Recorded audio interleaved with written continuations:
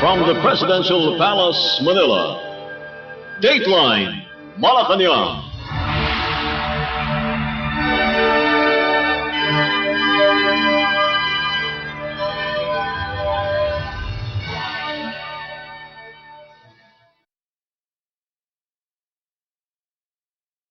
And here are the news.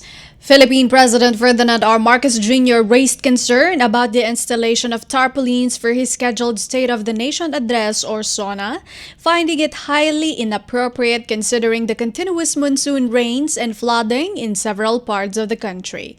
President Marcos made a statement Wednesday, Manila time, during a press conference with members of the Philippine media in Washington, D.C. The president said the instructions to install SONA materials did not emanate from him and has subsequently been halted.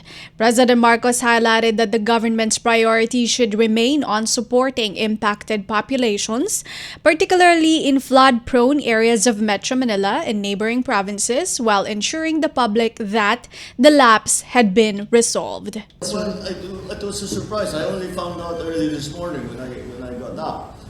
That's what they are doing, and that's why I fully agree with what has been done. That's highly inappropriate, and I suppose, or may utos sila na maglagay kayo ng kung saan hindi na nasabi, bahana nga, ba't pa kayo maglalagay dyan? So the order didn't go out, but it has now. We say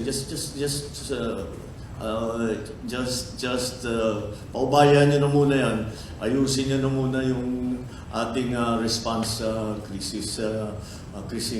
So, yeah, that is an unfortunate misjudgment on their part, but we've corrected it, and I trust it will not happen anymore. On Tuesday, Executive Secretary Lucas Bersamin announced that the president has paused all SONA-related preparations and asked all government agencies to focus on relief efforts and supporting Filipinos in the midst of the severe rain. President Marcos is scheduled to deliver his fourth SONA on Monday during a joint session of the 20th Congress at the Batasang Pambansa in Quezon City. Dateline Malacañang. Philippine First Lady Liza Araneta Marcos, representing the Philippine President Ferdinand R. Marcos Jr., led the delivery of relief packets to households hit by heavy monsoon rains in Manila. The First Lady distributed the Charitimba food packs under a bridge near Malacañang in Legarda on Manila on Tuesday. The president has completed his 3-day official visit to the United States or U.S. According to Malacañang, President Marcos has closely monitored the situation and issued directives to relevant government agencies. The First Lady and the Philippine Charity Sweepstakes Office or PCSO presented 350 Charitimba packs. She was accompanied by PCSO General Manager Mel Robles and PNP Chief General Nicolas Torre III. In addition, 650 packets were handed to Barangay Santa Jeremy Regino, PCSO Chief of Staff, delivered Lucia to evacuees who had been temporarily sheltered due to flooding. The effort aligns with the President Marcos's orders to prioritize immediate aid to disaster-affected communities and is part of the PCSO's Corporate Social Responsibility Program. The intensified southwest monsoon or habagat continues to inundate the bulk of Luzon and parts of Visayas, causing widespread flooding and class cancellation. Dateline Malacañang. Still on Tropical Storm Krising and Habagat updates, the Department of Agriculture or DA on Wednesday said government aid for farmers and fishers affected by severe Tropical Storm Krising International Name WIPA and the enhanced southwest monsoon or Habagat has reached nearly 1.2 billion pesos. In a virtual press briefing, Agriculture spokesperson Assistant Secretary Arnel de Mesa assured that the interventions are already prepositioned for distribution. Initial assistance includes 545.56 million pesos worth of rice, corn, and vegetable seeds to farmers in Ilocos, Cagayan Valley, Central Luzon, Calabarzon, Mimaropa, Bicol, Western Visayas, and Soc-Sargen. The Agricultural Credit Policy Council or ACPC has allocated 400 million pesos under its Survival and Recovery or SURE loan program, which offers up to 25,000 per borrower payable over 3 years. He also said the Philippine Crop Insurance Corporation or PCIC has allocated 268 million pesos worth of indemnification to 45,980 insured farmers in the country. As of Wednesday, the agricultural losses increased to 10,595 metric tons, worth 323.15 million pesos, higher than the 6,643 metric tons amounting to 217.5 million pesos, according to the DA Disaster Risk Reduction Management or DRRM Operations Center. At least 14,772 farmers and fishers were reportedly affected. The rice sector logged the highest damage at about 6,703 metric tons in losses, worth 212.60 million pesos in at least 14,842 hectares of rice lands. The MESA noted this volume is still within the annual average rice loss of 500,000 to 600,000 metric tons. Meanwhile, the DA said damage was also recorded in high-value crops including lowland and upland vegetables, spices, legumes, watermelon, banana, pineapple, papaya, and root crops at 82.63 million pesos. Corn production at 22.13 million pesos, 965 heads of chicken, swine, cattle, carabao, goat, duck, sheep, turkey, and guinea fowl in the livestock and poultry worth 5.33 million pesos, 44,950 pesos worth of loss in fisheries including tilapia and milkfish fingerlings, as well as motorized boat and fish pond dike, affecting 10 fishers, cassava amounting to 353,080 pesos, and 60,000 pesos worth of damage in infrastructure, machineries, and equipment. Dateline Malacañang. The Philippine Department of Human Settlements and Urban Development or DSUD has begun accepting requests for shelter assistance under its Integrated Disaster Shelter Assistance Program or EDSAP from local government units or LGUs. This is in compliance with the directive of President Ferdinand R. Marcos Jr. to support families affected by severe tropical storm Kusing and a continued southwest monsoon rains. In a public advisory Wednesday, the DSUD and LGUs may now submit their requests for assistance to its regional offices. In addition, the Social Housing Finance Corporation or SHFC has announced a 1-month moratorium on monthly amortization payments for its beneficiaries who were severely affected by Kusing and the monsoon rains. The SHFC advised beneficiaries to contact their designated account officers for further details and assistance. Both the DSUD and SHFC reaffirmed their commitment to aiding Filipino families in times of calamity, with the DSUD facilitating long-term shelter support and the SHFC offering financial relief measures to support recovery. Dateline Malacañang. Meanwhile, on the preparations for Tropical Storm Dante and Emong, the Office of Civil Defense or OCD on Wednesday said all available government rescue assets and personnel are on standby for any eventualities as 2 more weather systems threaten to bring more rains to many parts of the country. In an online press briefing, OCD Officer in Charge Assistant Secretary Bernardo Rafaelito Alejandro IV said the Armed Forces of the Philippines or AFP alone has about 15,000 personnel that could conduct search, rescue, and retrieval operations anytime. On top of this, the Bureau of Fire Protection or BFP and the Philippine Coast Guard or PCG have 26,000 and 5,000 personnel respectively on standby. The OCD chief also said the AFP has made available 1,600 of its land vehicles for rescue missions, while another 3,000 fire trucks from the BFP are ready to be deployed if needed. Aside from these, Alejandro said close to 3 million family food packs from the Department of Social Welfare and Development, or DSWD, are now prepositioned in strategic warehouses for possible deployment. Meanwhile, he added medical teams from the Department of Health, or DOH, are also ready in case of emergencies, along with 10 mobile communication emergency teams. The Philippine Atmospheric, Geophysical and Astronomical Services, or PAG-ASA, said Tropical Storm Emong was last tracked on Wednesday afternoon at 120 kilometers east of Lawag City, Ilocos Norte, while Tropical Storm Dante was located 844 kilometers east-northeast of extreme northern Luzon.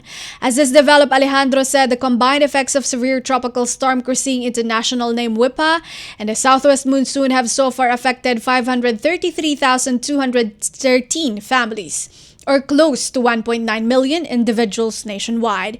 In the same online briefing, the OCD chief said close to 25,000 families are sheltering in 732 evacuation centers, while another 21,000 families are being held in other locations. Dateline Malacañang. On other presidential updates, Philippine President Ferdinand R. Marcos Jr. has stated that his fourth State of the Nation address, or SONA, scheduled for July 28, is approximately 18%, or rather 80%, prepared and would focus on ongoing social and economic policies in the face of a changing national landscape. Talking to the Philippine media delegation in Washington, D.C. on Wednesday, Manila time, President Marcos said that this year's SONA will naturally differ from past addressees since the state of the nation today is different from what it was last year and the year before that. The president said that he had expected to lose time for SONA preparations because of his 3-day official trip to the United States. He added that final modifications will proceed after he returned to Manila. President Marcos is scheduled to deliver his fourth SONA on Monday during a joint session of the 20th Congress at the Batasang Pambansa in Quezon City. Well, they're all a little different from each other, no, but they will be different. Because the situation, and you remember, is a State of the Nation address. And the State of the Nation today is different from what it was last year and the last year before that.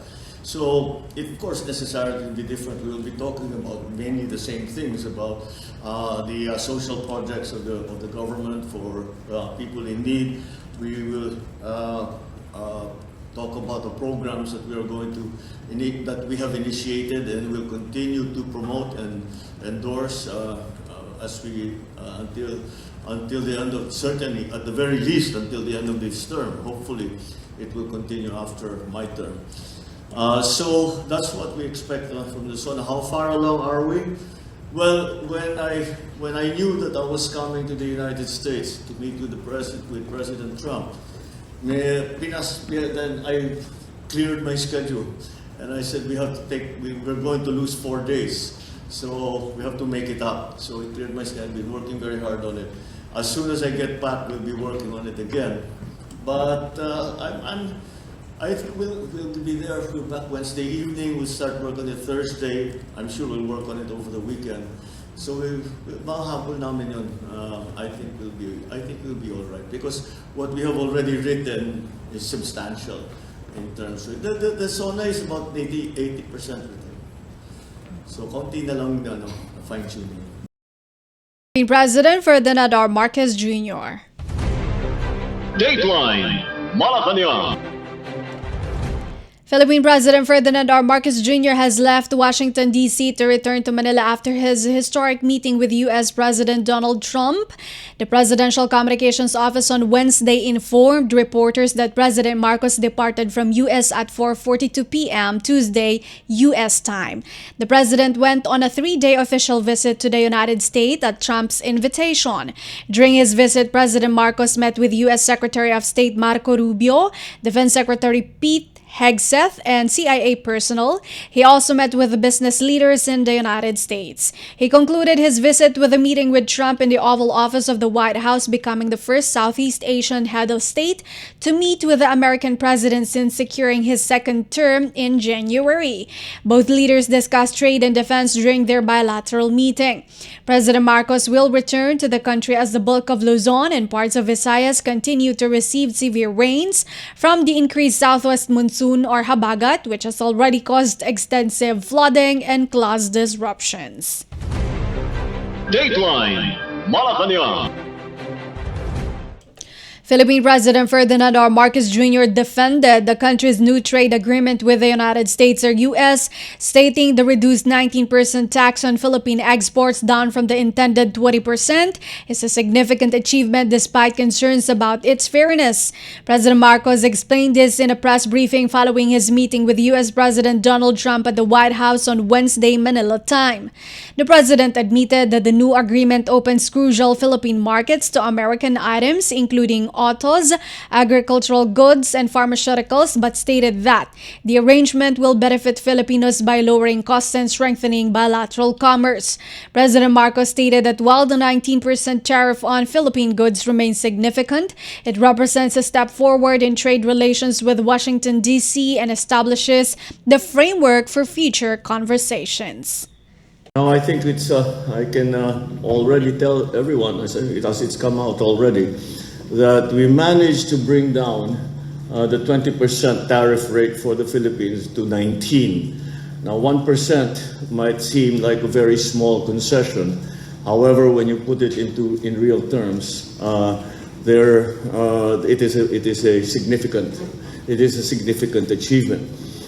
There's more to be spoken about with the United States concerning the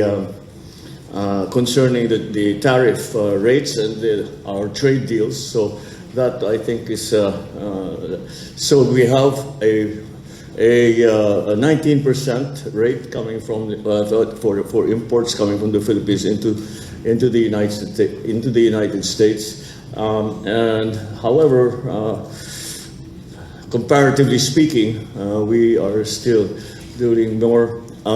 They told us that it is because of the special relationship between the Philippines and the United States. The United States remains the Philippines' leading export destination, accounting for $1.1 billion in products exported in May 2025, or 15.3% of overall Philippine exports. Dateline Malacañang.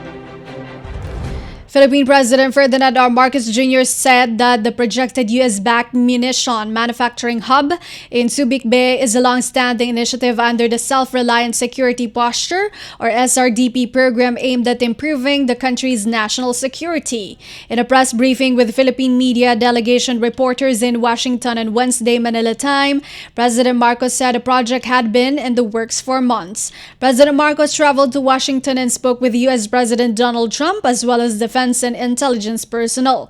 President Marcos added that the U.S. had simply offered support to complement Philippine efforts. The president issued a statement amid concerns that the facility may elicit retaliation from China, which has aggressively claimed territories in the West Philippine Sea, or WPS, that sit within the Philippines' exclusive economic zone. I don't think anything was on that subject. We didn't do any work on that. That had been decided a long time ago. Not naman a year ago, but almost a year ago. We decided to. We already had decided. And like I answered when we were in the Oval Office, kasama ito, tinutulungan tayo ng mga Amerikano sa SRDP natin, as our Self-Reliance Defense Program. That's really something that we were going to do anyway. Kahit wala tayong katulong, gagawin talaga natin yun. They've offered to help. There's been much comment and say that the infrastructures, military infrastructures, and the programs that we are initiating will make us a target for China. Are we not already a target for China? So I think that what we have to be thinking about is protecting the Philippines. Philippine President Ferdinand R. Marcos Jr. Dateline Malacañang. And finally, for Dateline Malacañang, Philippine President Ferdinand R. Marcos Jr. returned to the country Wednesday evening with over $21 billion in investment pledges and renewed strategic commitments from the United States following a high-level three-day official visit to Washington, D.C. According to the Presidential Communications Officer, PCO, the plane carrying the President and his delegation landed in Manila around 10:07 in the evening. President Marcos, in his arrival message, said the visit held at the invitation of U.S. President Donald Trump reaffirmed the breadth and depth of the Philippines-U.S. alliance across security, economic, and geopolitical cooperation. In his meetings with Trump, Secretary of State and National Security Advisor Marco Rubio and Defense Secretary Pete Hegseth, President Marcos underscored the alliance's role in upholding peace and stability in the South China Sea and broader Indo-Pacific amid continued assertiveness by China. The U.S. pledged $15 million in new support for private sector development under the Luzon Economic Corridor and $48 million in addition foreign assistance. President Marcos also met with top executives in semiconductors, healthcare, and infrastructure, bringing home pledges worth over $21 billion investment he said could generate thousands of jobs for Filipinos and help build economic security and resilience. The chief executive emphasized fair and reciprocal trade as a cornerstone of future ties. President Marcos Jr. concluded his visit by extending an invitation to Trump to attend next year's ASEAN Summit in Manila, which will coincide with the 80th anniversary of Philippine-U.S. diplomatic relations and the 75th anniversary of the Mutual Defense Treaty. Let us listen to the arrival statement of Philippine President Ferdinand R. Marcos Jr. I have just concluded my three-day official visit to Washington, D.C., upon the invitation of U.S. President Donald Trump. This visit speaks of the breadth and depth of the alliance of the Philippines and the United States that span the various facets of our bilateral relations. At this brief visit, I had productive discussions with President Trump and with key U.S. government officials, including Secretary of State and National Security Advisor Marco Rubio and the Secretary of Defense Pete Hegseth. We reaffirmed our mutual commitment to further strengthening our long-standing alliance and growing our economies for the benefit of the people and in pursuit of our national interest. We exchanged views on key regional and international security issues, focusing on how the two countries could cooperate and contribute towards addressing common challenges and priorities. In my meeting with the Secretary of State and National Security Advisor Marco Rubio, I underscored the critical importance of the Philippines-United States alliance in maintaining peace and stability in the South China Sea and the broader Indo-Pacific region. I welcome the commitment of Secretary Rubio to work with us in advancing our shared prosperity goals. I was hosted by Secretary Pete Hegseth in the Pentagon to discuss other defense and security issues. As in our previous meeting in Manila last March, he reiterated the importance of deepening defense cooperation. This to reestablish deterrence in the Indo-Pacific region. We discussed the United States' commitment to the 1951 Mutual Defense Treaty, a treaty that extends to armed attacks to the armed forces, aircraft, or public vessels, including the Coast Guard. In my meeting with President Trump, we reaffirmed our ironclad commitment to the Mutual Defense Treaty. I thank the United States for its consistent support for the preservation of regional peace and stability, and for upholding the rule of law in the South China Sea. We discussed enhanced cooperation on cybersecurity, energy supply, resilience, and critical infrastructure. I underscored the importance of our multilateral engagement, especially with neighboring countries, to continue to reinforce the network of common alliances in the region. We welcome the U.S. government's pledge of an additional $15 million for private sector development under the Luzon Economic Corridor Initiative and an additional $48 million in foreign-assisted projects. We will continue to work with the State Department as well with the U.S. Congress for the implementation of these programs. I conveyed to President Trump that we remain positive about the future of PH-US trade, including investment relations, especially in the context of economic security and the fair, balanced reciprocal trade. We expressed our commitment to continue engaging his team to further bolster PH-US ties and strengthen Philippines' economic security. On the sidelines of the visit, I also met with business leaders and top executives of leading global investment, healthcare, infrastructure, and semiconductor firms, expanding our economic engagements to provide opportunities for building economic security and resilience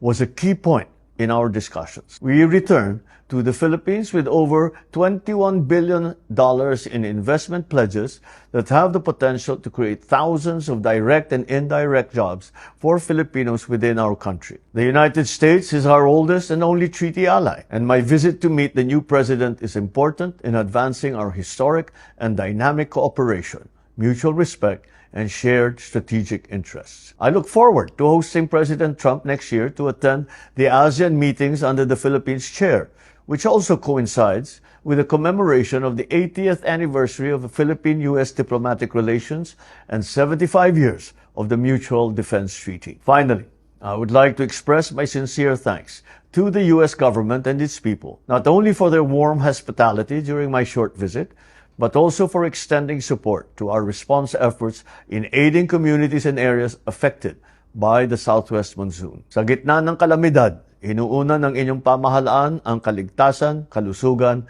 at kapakanan ng bawat Pilipino. Patuloy ang ating pagtugon sa epekto ng malakas na pag-ulan at pagbaha dulot ng habagat sa iba't ibang panig ng bansa. Ang ating mga ahensya, katuwang ang mga lokal na pamahalaan, ay walang patid sa pagsasagawa ng mga rescue and relief operations upang masigurong agad na makarating ang tulong sa mga pamilyang apektado. Hinihikayat ko ang lahat na makipagtulungan sa mga otoridad, sundin ang mga babala ng panahon at agad na lumikas kung kinakailangan. Sa ating pagkakaisa at pagtutulungan, malalampasan natin ang pagsubok na ito. Philippine President Ferdinand R. Marcos Jr. Dateline Malacañang. And that is all for today's Dateline Malacañang for Radyo Pilipinas World Service. This has been Bea Gaza-de Guzman. From the Presidential Palace, Manila, Dateline Malacañang.